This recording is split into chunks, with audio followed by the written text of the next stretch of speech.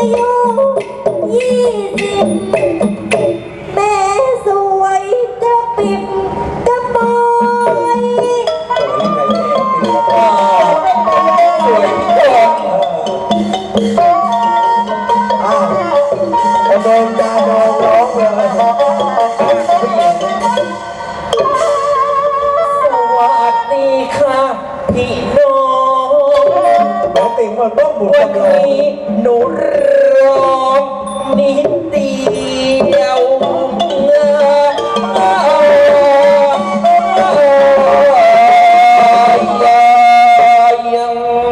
มันเยอะตอนมึงลากนี่แหละทำไมกูเล่นเสียงกู โอ้ทำไมจำเป็นไม่ต้องเล่นนะทำไม เดี๋ยวกูร้องมา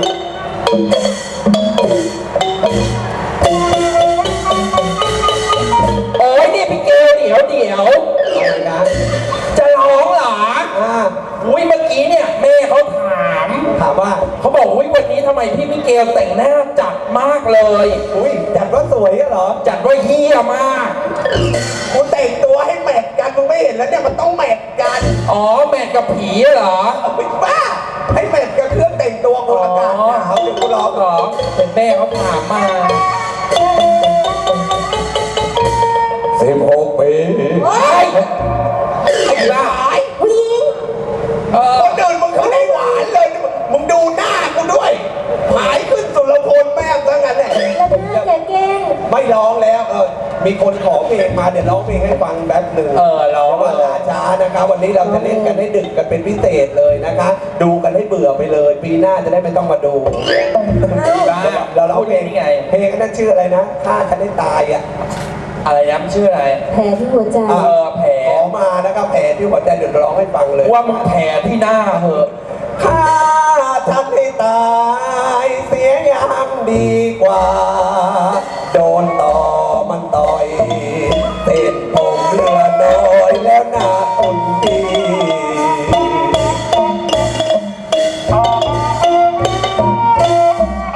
ลูกคนเดียวสับสนทั้งปีทั้งจนก็เป็นลูกลืมติดพ่อมาตายเฮ้ยอีเกลทำไม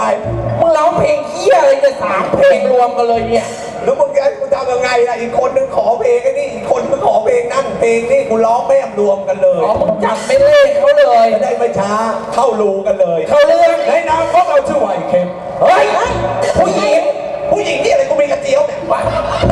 อีบ้าผ่าแล้วติดเขาเรื่องอะไรต้องบอกคนสิหายแล้วเปิดเผยหมดเลยไม่บอกเขารู้หมดนี่ชบาจ้าวันนี้แต่งตัวสวยเลยแสดงว่าจะไปเที่ยวแน่รู้อีกแล้วทำไมจะไม่รู้ล่ะก็แหมที่วัดก็มีงานวัดเราเป็นคนหมู่บ้านนี้มันก็ต้องไปเที่ยวกันอยู่แล้วแหละว่าแต่ว่าแซวฉันพี่ไม่ไปเหรอไปสิจะไม่ไปได้ไงฉันนัดกับตะเปลือเอาไว้อีบ้านัดทำไมงานวัดมึงเข้าวัดได้เหรอชิบหายคนอย่างกูเลือกได้เหรอตะเปลือตะเปลือก็หนูแล้วอย่าช้าเลยชบานี่ไปเถอะพี่อยากไปเที่ยวว่าพระท่ากันทวนเพื่อนยาเจ้าบทบาทอ้าวขอบคุณมากใครโอ้โหมีรางวัลปลอบใจ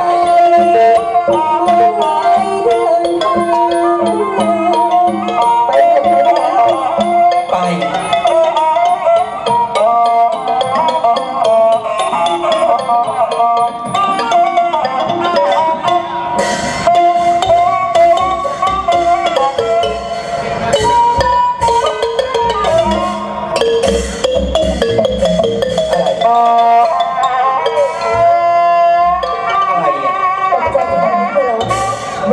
หาหรือแก้วตายาใจคงรู้ว่าพี่มีกำลังงานให้ไม่ไกลไม่ไกลอยู่ในตรงนี้ที่นี่ไงอะไรอ่ะสรุปแล้วคุณเป็นนักร้องเสียงเพี้ยนโอ้ไม่ได้เลยกูอีบ้าไม่ใช่รายการเฮ้ย อันนี้ลิเกยิ่งดึกยิ่งมันใช่ไหมเนี่ย มันยังไง รู้ว่ายิ่งดึกยิ่งตัวอะไรขึ้นดูลิเกเต็มไปหมด มึงดูถูกใช่ไหมนี่ลิเกอะไรมงกุฎเพชรมงกุฎเพชรลิเกเขาน่ะยิ่งดึกยิ่งม่วง ว้า ยิ่งดึกยิ่งมัน ฮะฮะ ชื่ออะไรเนี่ยมิเกลเหรอ ผมชื่อกิตนะครับ บ้าเป็นผู้หญิงเนี่ยชื่อมิเกล มิเกล โอ้ยใครตั้งให้เนี่ย ฮะพ่อกับแม่กู พ่อแม่เป็นลูกครึ่งเหรอ ค่ะ แม่เป็นฝรั่งพ่อเป็นอาร์เจนติน ไอ้บ้ากูไม่ใช่ปลาไหล หมา เฮ้ยอย่ามาพูดบ้าออกมา โอ้โห บ้าเลยเป็นผู้หญิงมึงไปทำ ไม่ ไม่ ได้ ต บอก กใจ ว่าจะทำตัวอ่อนแอผู้ชายจะรังแกได้ เหรอ นี่หน้าแล้วเนี่ย ทำไม นึกว่าถนนลูกรัง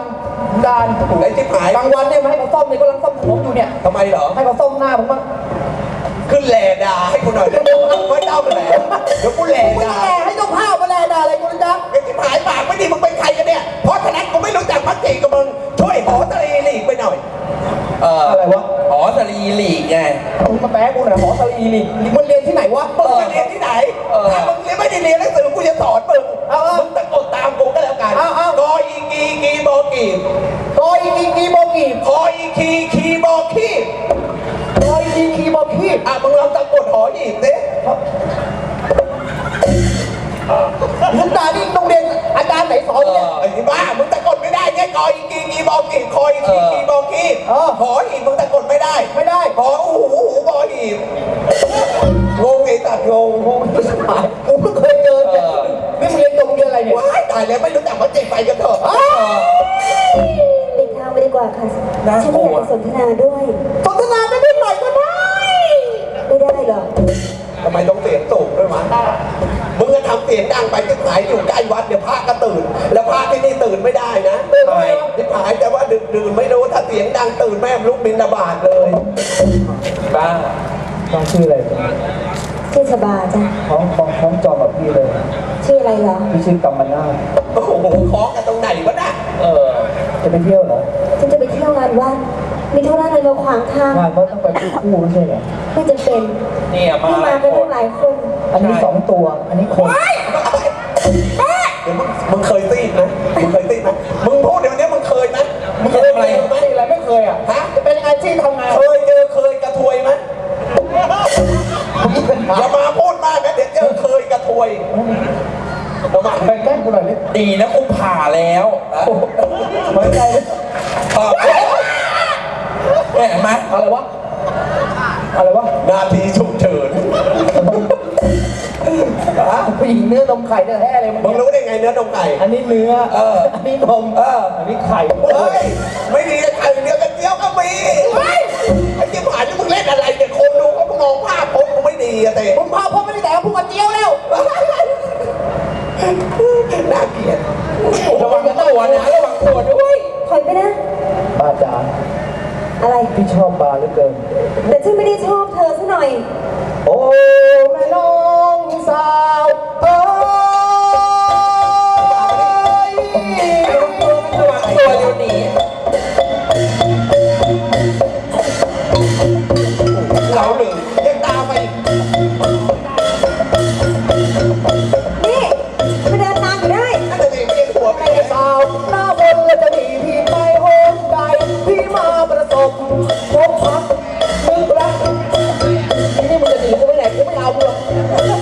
มึงก็ต้อง รั ระ ก วัง แล้ว ค เขา น แล้ว โดน นะ ตัว ไม่แก้วตาแล้วไม่น่าดวงใจแล้วพี่อยากใกล้ชิดแล้วจะติดกับเจ้าแล้วอยากจะรู้แล้วไม่ได้ไม่ได้ถ้าน้องจะถือพี่ก็ไม่ถือพี่ขอจับมือแล้วน้องหน่อยได้ไหม ไม่ได้ ถอยได้หยาบคายที่สุดเลยช่วงนี้ชมกระตัวแทงเสือนะอุ้ย เพราะพี่นั้นมีของขังพ่อแม่ได้สั่งสอนไว้แม่สั่งสอนแล้วของขังจะเสียเรื่องลูกเรื่องเมียนั้นเป็นเรื่องใหญ่แล้วพี่เป็นสามีแล้วก็ต้องนอนขวาน้องเป็นภรรยาก็ต้องนอนซ้ายพี่จะกลับพี่จะต้องไม่ได้แล้วก็ไม่เป็นไรถอยไป โอ้โหระวังตัวเอง นี่แหละสิน่ากลัวที่สุดเลยผู้ชายอ่ะ เมียถั่วไปหมดแล้วกูเนี่ย แกเดินทำไมตั้งนาน มึงจะเดินทำไมเนี่ยกูไม่จับมึงหรอกมึงจะไปหนีมันเนี่ยข่าวข่มขืนมันเยอะ โอ้ย รุ่นนี้ไม่ต้องกลัวแล้ว เดี๋ยวมือข่มขืนเลยติดผมก็วิ่งหนีไปหาแล้ว เนี่ยมาดูถูกกูนะ กูร้องไปถึงไหนแล้วเนี่ย ม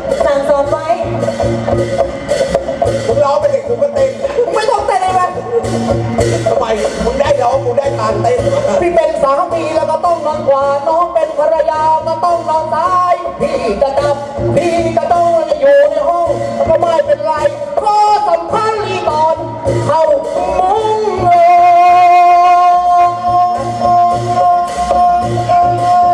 ทำไม ไม่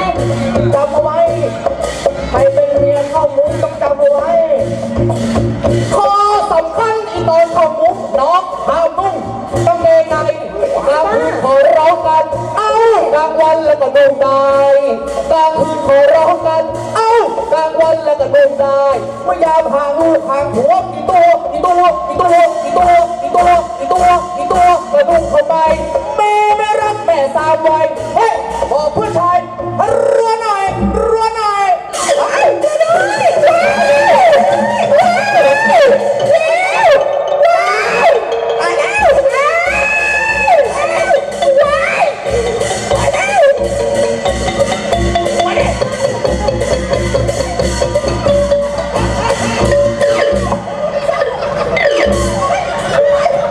มึงจะไอ้ไหมมึงจะ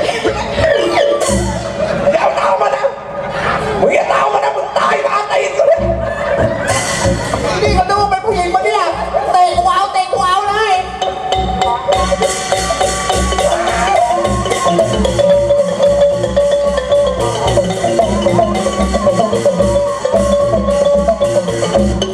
เสียงใครอ่ะโอ้โอ้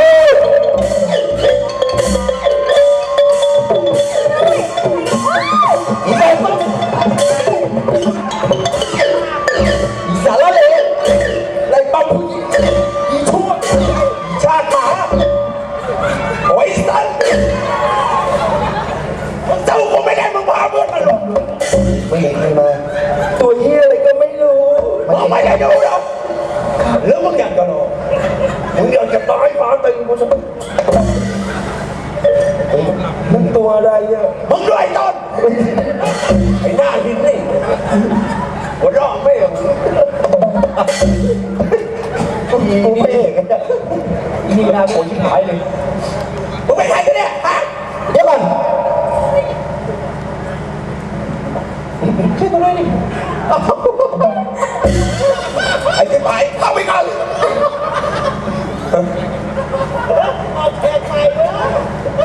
เลวระยำจริงๆตัวนี้ทำไมดูแล้วยิงมันไปปั๊มกันมาเอ๊ะทำไมพวกเธอเนี่ยเดินมาก็ไม่ดูมันตามมาตาเลยหรือไงฉันเดินมาอยู่ดีๆฉันคนเดียวพวกเธอตั้งหลายคนเนี่ยเดินมาไม่ดูเนี่ยฉันเดินเด่นเป็นทหารเนี่ยแล้วฉันจะหลบไปดิใช่ไหมลูกกระตานี่ไม่มีไงทำไมจะไม่มองฉันลูกหล่อขนาดนี้ตัวใหญ่ขนาดนี้ทำไมไม่มองบ้างสิฮะ หมดเวลาเราการแสดงคุยมันก่อนขึ้นมาให้เขายืนได้ได้ยังไงเนี่ยทั้งนั้นที่มันไม่ถูกเลย นี่ทำเป็นผู้ชายภาษาอะไรไม่ทราบ จะเดินเนี่ยไปดูตาม้าตาเรือไปดูเหนือดูใต้ได้ไงดูอย่างพวกฉันน่ะมากันกี่คน แล้วเดินมาชนได้ยังไงเนี่ยมีมารยาทหรือเปล่า ก็เพราะพวกเธอมันเดินมาหลายคนยังไงแล้วเดินมาไม่ธรรมดาด้วยเดินกันมา3 คนเนี่ยแล้วจูงหมาเดินมาเนี่ยมันก็พัดแข้งพัดขาเลยสิ จะมาหมามาด้วยเหรอ ใช่ เขาว่ามึงน่ะเขาว่ามึงหมาบ้านมึงแบบสวยขนาดกูเลย แต่ที่กูเคยเห็นตามจตุจักร มึง ไม่มี เนี่ย หมาตัวไหน ใคร ที่ จะออกมาว่ากูเนี่ยมึงรู้ไหมสภาพอย่างกูเนี่ยกูโดนข่มขืนมาแล้ว10 คน จริงเหรอ มึงลองคิดดู10 คน 10 กูไม่สามารถเรียกใครช่วยได้เลย ทำไมอ่ะแสดงว่า ไอ้จิ้มหายนี่ถามไม่คิด10 คนกูอยู่ในสภาพเนี่ยหายยังก็ตัวเปิงมา อีบ้ามึงเรียนอังกะลุงเหรอเขย่าใหญ่เลย อุ้ยไม่คุณ นี่เดี๋ยวก่อนบรรดาชอตะวันใส่เนี่ยรูปร่างก็ดีหน้าตาก็ดีทำไมไม่พูดจาให้มันหวานใช่ปะนี่เขาผู้หญิงนะเนี่ยใช่ ผมว่าก็เลยอีก พู ค ด น จา ตาม ไม่ ตา น้ำ ม พูดกี่น้ นั่นน่ะสิ ำพูดจาไม่ดี นี่เพื่อนมึงหรือเปล่าวะเพื่อนกูทำไมไม่หัดสอนเพื่อนมึงให้พูดจาหวานๆบ้างหน้าตาก็ดีทุเล่ มันเหรอ เดี๋ยวจับข่มขืนแม่งเลย เฮ้ยมันก็จริงมั้ยแล้วเป็นอะไรเราต้องพูดจาดีๆมึงลองพูดจาดีๆเผื่อจะมีอะไรเกิดแล้วถ้าเกิดว่าพูดดีไปเนี่ยมันจะได้อะไรมึงก็ลองดูที่จะพูดดีเผื่อจะได้อะไรบ้างจริงเหรอต้นมึงจะ30 กว่าแล้วนะเมียต้องมีได้แล้วที่มาแล้วกว่าไปนานแล้ว จีบอกให้นะทุนอย่างฉันใหญ่โตเกิดมาเนี่ยไม่เคยพูดเพราะพูดหวานกับใครถ้าหากว่าฉันมาพูดเพราะพูดหวานณสถานที่อย่างเงี้ยมันก็เสียศักดิ์ศรีฉันนะสิ ลองลดศักดิ์ศรีเชื่อลุงการที่จะพูดดีเนี่ยไม่ใช่ว่าเราจะเสียศักดิ์ศรีเมื่อไหร่เราอาจจะได้ศักดิ์ศรีหรือว่าอาจจะได้คุณค่าจากความเป็นคนก็ได้ จริงเหรอลุง จริง เอาอย่างนี้ก็แล้วกันลุงฉันเกิดมาเนี่ยฉันไม่เคยพูดเพราะพูดหวานกับใครเลยลุงพอจะออกสังคมเจอคนมากมายลุงสอนฉันบ้างได้ไหมอ่ะ เชื่อไหมว่าลุงพูดแค่3 คำผู้หญิงคนนี้สามารถรักเองได้ จริงเหรอ จริง ลองสิลุง โอ้ตามเลยสวัสดีครับคุณผู้หญิง สวัสดีครับคุณผู้หญิง เมื่อสักครู่นี้ที่ผมพูดไป เมื่อสักครู่นี้ที่ผมพูดไป ผมขอโทษครับ ผมขอโทษครับ แต่ใจจริงๆแล้ว แต่ใจจริงๆแล้ว ผมชอบคุณผู้หญิงครับ ผมชอบคุณผู้หญิงครับ ถ้าเกิดคุณผู้หญิงชอบผม ถ้าเกิดว่าคุณผู้หญิงชอบผม ผมจะพาคุณผู้หญิงไปเลี้ยงข้าวครับ ผมจะพาคุณผู้หญิงไปเลี้ยงข้าวครับ จะพาคุณผู้หญิงไปกินเช้าฟาดผัดฟักเย็นฟาดฟักผัด จะพาคุณผู้หญิงไปกินข้าววันฟัก ฟาดผัดฟักนี่แหละเขาจะรักมึงตรงฟักฟักเนี่ยแหละที่ดีหลังจากนั้นไม่พอ หลังจากนั้นไม่พอ ผมมีผลไม้ดีครับ ผมมีผลไม้ดีครับ เป็นแตงโมดีจากสุพรรณบุรี เป็นแตงโมดีจากจังหวัดสุพรรณบุรี แตงสุกแดดแตกแดงแจ๋ แตงสุดแตกแตกแดง แตกแตกแตกอย่าอย่างนั้น ไอ้พูดอะไรอ่ะ แตงสุกแตก สำเนียงไม่ได้เนี่ย แตงสุก แดด แตก แตงสุกแดดแตกแดงแจ๋ แตงสุกแดกแตกแดงแจ๋จ้ะ ครับผมหลังจากนั้นยังไม่พอ เท่านั้นยังไม่พอ เพื่อเป็นการถ่ายโทษ เพื่อเป็นการถ่ายทอด ผมจะพาคุณไปเที่ยวน้ำตกค ผ รับ มจะพาคุณไปเที่ยวน้ำตก พาคุณไปดู พาคุณไปดู น้ำตกลงหินแลบลิ้นไปเลียหิน น้ำตกลงหินแรกเป็นประเดียวหินหน้าได้ จ้าดูว่าจะหลุดถ้าหลุดจังไรเลยนะ คนมาได้ถามเกมแล้วครับผมทำมีอะไรพูดมีอะไรก็พูดไป ใคร มึงเนี่ยมึงอะเฮ้ย มึงไหน ไม่ใช่มึงเนี่ย ไม่ใช่มึงเนี่ย เอ้าไอ้นี่พูดไม่รู้เรื่อง อ้าวมึงนี่พูดไม่รู้เรื่อง เดี๋ยวมันเตะเดี๋ยวมันเตะให้จะบ้าไม่ใช่ไอ้โตลงให้เองพูดเขาชอบเองแล้วจะเตะเขาชอบมึงตั้งแต่เช้าพาดฟักแล้ว ที่พูดจาดีๆพูดจาเพราะกับเขาก็เป็นด้วย เป็นจ้ะ นี่อย่างนี้ค่อยน่าฟังเลยนะ ก็พอดีมันไม่ถนัดปากอะมันเป็นกระดาษยังไงก็ไม่รู้ แต่พอลงพูดแล้ว มันก็ดีเหมือนกันนะ จริงเหรอ จริงจังเรามาคุยกันดีๆก็ได้ใช่ไหม ถ้าเธอคุยดีๆกับฉัน ฉันก็จะคุยดีๆกับเธอ วันนี้อากาศดี มันเป็นงานวัดด้วย มีเวลาจะคุยอะไรจะสัก2-3 คำไหม มีอะไรจะว่ามาสิ ฉันอยากจะคุยกับเธอ เพราะว่า ฉันรักเธอเข้าฟ้า ไม่มีใครบอกนะกูแบบนี้ต้อง หลายใจกัน ก่อน ชนะเธอยิ่งสิ่งใด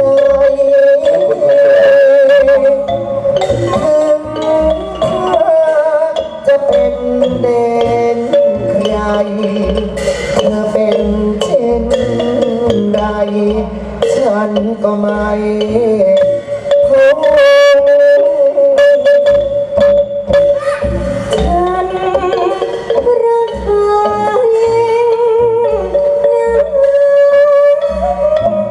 สุดจะรักพักดีมันคง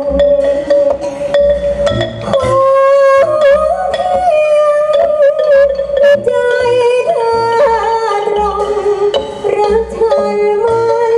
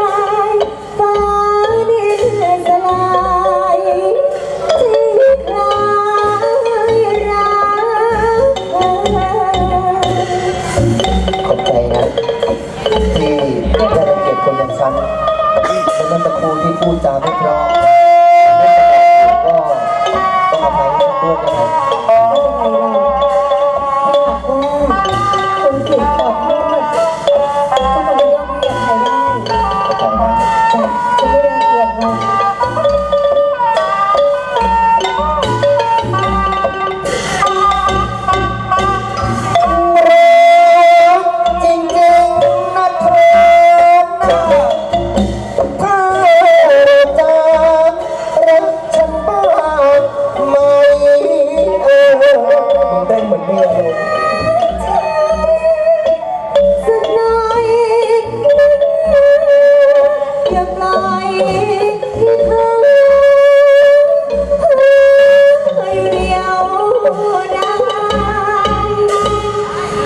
ฉันรักเธอเท่าฟ้า ขนลุกเลยเสียงร้องปวดขี้ ปรารถนาเธอมาแนบกาย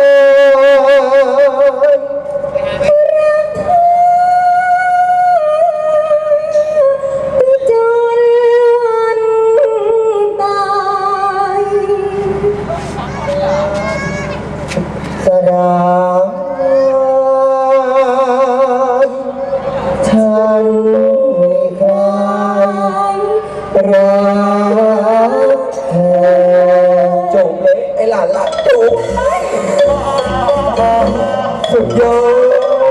ด นี่ทิ้งกูเลยเหรอ เอาแต่ของดีๆไปแล้วทิ้งขี้ไว้ให้กูละทีนี้ แหมปากดีหมาขี้เลือนมา พี่เจออย่างนี้รับร้องเลย เนี่ยอะไรเนี่ยไม่เคยอะไรเนี่ย แต่ต้องมองเห็นตัว อะไรเนี่ยกูผู้หญิงอีเกลเป็นตุ๊ดกูผ่าแล้ว ผ่าเต็มอ่ะ มึงจะถามทำไมกูผ่าแล้ว คุณนึกว่าผ่าเป็น อีบ้า ชื่ออะไรจะเป็นคนสวย ไม่หนุ่นเหรอคะ เหลือมึงคนเดียวแล้วกูจะถามใคร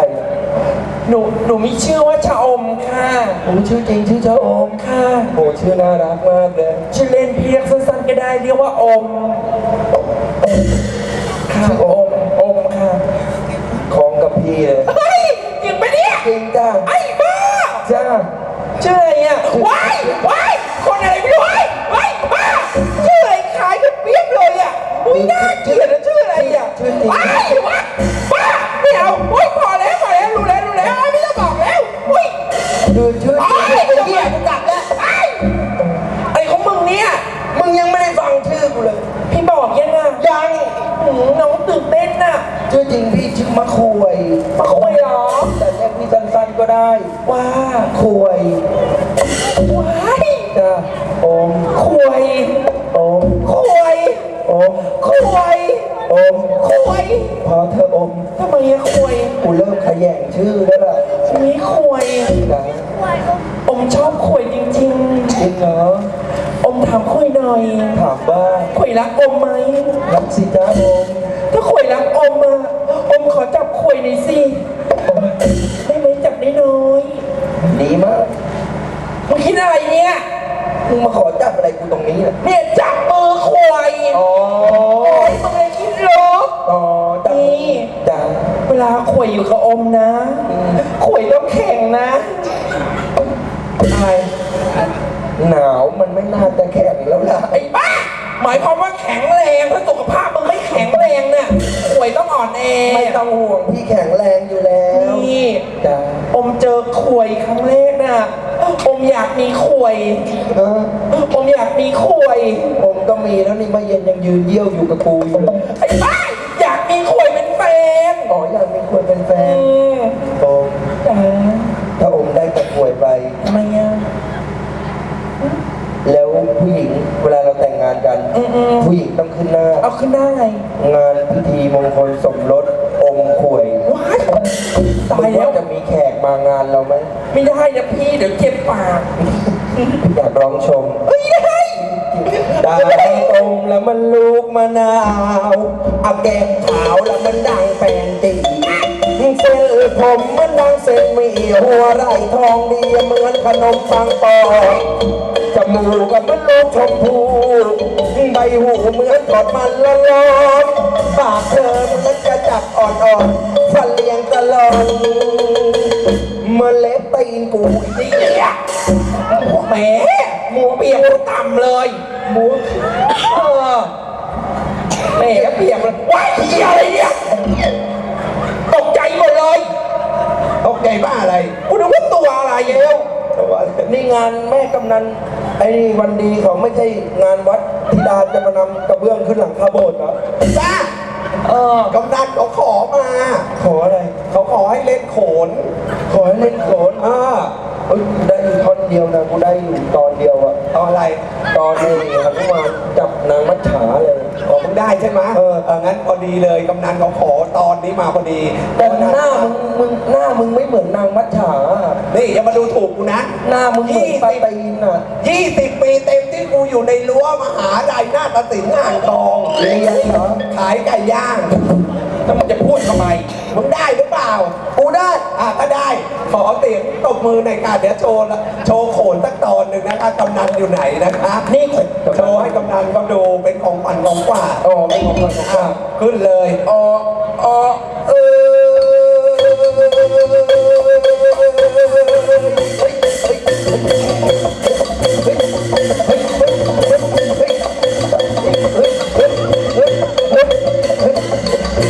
เกลอีของกูเป็นอนุมานของกู ผมมาถามว่านักตีลังกาเหรอ มัจฉาเขาลำเฉยๆเป็นปลาเขาลำ อ๋อมาถามเป็นปลา หนุมานเป็นของกู ร้อง อ๋ออ๋อออกมาแล้วนะขอบคุณนะคะ ขอบคุณมากครับเฮ้ย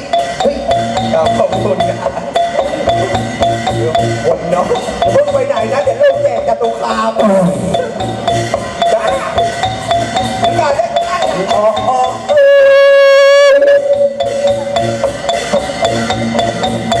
นี่มึงทำอะไรเนี่ย ทำอะไร ต่ เนี่ย อรำนะ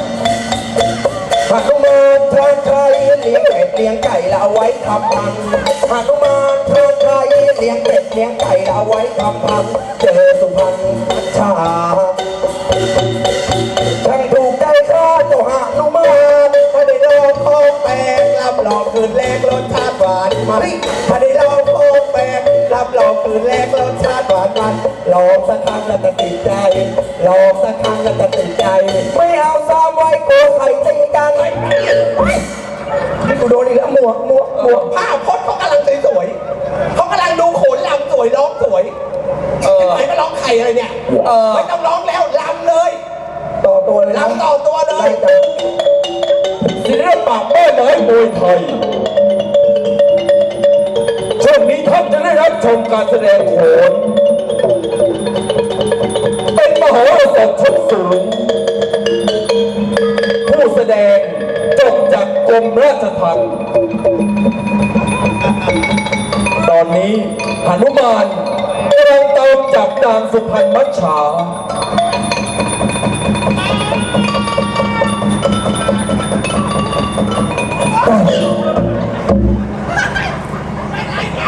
มึงทำอะไรอ่ะ มึงไม่ต่อโตสักทีเลยนะคิวจะแดกขาก็อยู่แล้วเนี่ย โอ้โหต่อเลย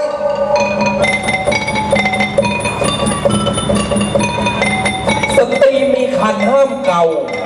ไม่งั้นท้องจะลาย เป็นการต่อตัว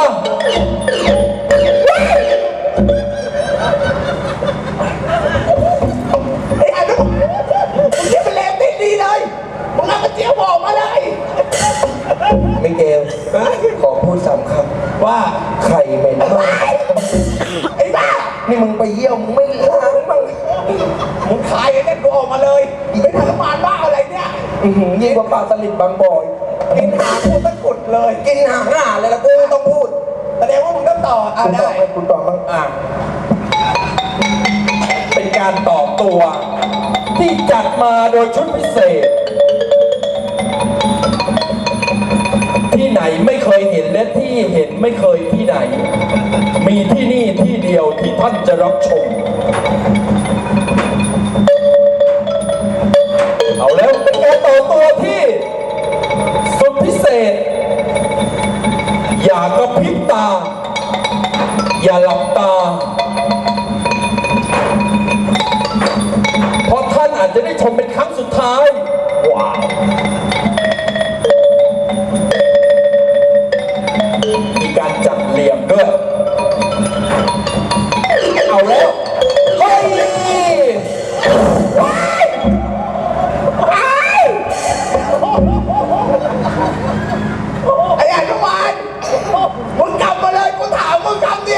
ไมมึงจะจัดท่าทำยี่อะไรไอ้อาณาบาลมึงมาตามไปแล้วมันนั้นเชิด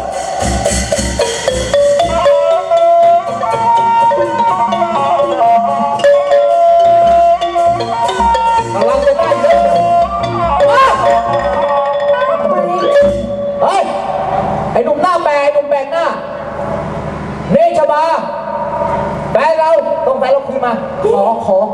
ฉันเป็นแฟนเธอตั้งแต่เมื่อไหร่ แหมเมื่อกี้เรายังนั่งกันอยู่เลยอ่ะ จริงๆนะ สบายนี่มันเรื่องอะไรกัน ผู้ชายคนนี้เป็นใคร ผู้ชายคนนี้เขาไล่ป้อมฉันมาเลยเมื่อกี้นี้ ใช่เจ้าค่ะ หม่อมเจ้าขาหม่อมอย่าไปเชื่อผู้ชายคนนี้นะเจ้าค่ะผู้ชายคนนี้พูดจาหลอกลวงเหลือเกิน เดี๋ยวอีทองดอกสรุปเล่นเรื่องอะไร ฮะ มึงจะเล่นเรื่องอะไร ลิ้นบาปแรงบุญ แล้วมีหม่อมอะไรมึง อันนี้เขาเรียกลิเกปันทาง นี่เจะพาพหาละครแก้บนด้วยเหรอ ลิเกพันทางแบบไหน ก็เนี่ยโขดกันแล้วกันมั่วกันพันกันมั่วเลย เฮ้ยมึงขอชบาดีกว่า เดี๋ยวก่อนค่อยๆพูดค่อยๆจากัน สถานที่แห่งเนี้ยมันเป็นสถานที่ทุกคนจะไปจะมาก็ได้ แต่ถ้าว่าท่านเองมาขวางทางเราเนี่ยแล้วมาจู่ๆมาบอกว่าผู้หญิงคนเนี้ยเป็นคนรัก โอ้ แล้วมาขอไปซื่อๆอย่างเงี้ย ใช่ มันไม่ใช่วิสัยทัศน์ของผู้ชาย แสดงว่า อยากจะหาเรื่องใช่ไหมอยากจะมีเรื่องใช่ไหม ก็ในเมื่อผู้หญิงเขาบอกว่าเขาไม่ไปแล้วเขาไม่ใช่คนรักฉันเองสุภาพบุรุษตัวต่อต้นสุภโชนขอขัดขวางการกระทำ สุภาพบุรุษตัวต่อต้นสุประโชค มึงรู้ไหม อะไร มึงกำลังเล่นกับใครใช่มึงไม่รู้จักกูไหมที่ผายเฮ้ยเกี่ยวอย่างปวดของด้วยไม่เข้าไม่เข้าโอ้โหไม่เข้าไม่ยอมไม่ยอม ไม่ออก เอาไอ้ นึกว่าจะไม่ขอ แหมคุณนึกว่าจะเหนียว แล้วมึงกูเจอมัน เอาเลยโต๊ะขาวไม่ได้เล่น กูบอกให้รีโอ้ให้ลี ลูกคอหรือเปล่า ดีนะดีกว่านิสัย นิสัยกูก็ดี ดีไปตามต่อแม่ต่อ เดี๋ยวกูจะฉีดไม่เป็นเสียงเดี๋ยวเตะให้มึงล้มเอียงถ้ามึงมาเสียงถ้าเดี๋ยวจะเศร้าบอกกูจะเอาแล้วกูจะมึงเป็นอะไรของมึงเนี่ย ไปกระเทย อีบ้าอะไรไม่ได้โอ้ทางเราตุ่ม แดงสีอะไรไปเนี่ยมึงดูดสีอะไรไปเนี่ย ลูกปีอ่ะเล่นไปมาก บอกกูจะเอาแล้วมึงจะทำไมแล้วมีอะไรอ้าเป่าอ้าเป่า นั่นแน่คนตีนซะด้วยมาเปล่าตั้งที่โดนมาอย่าโดนมันนะมา ใจเย็นมาสารไม่ถูกต้องแม่มาทำตัว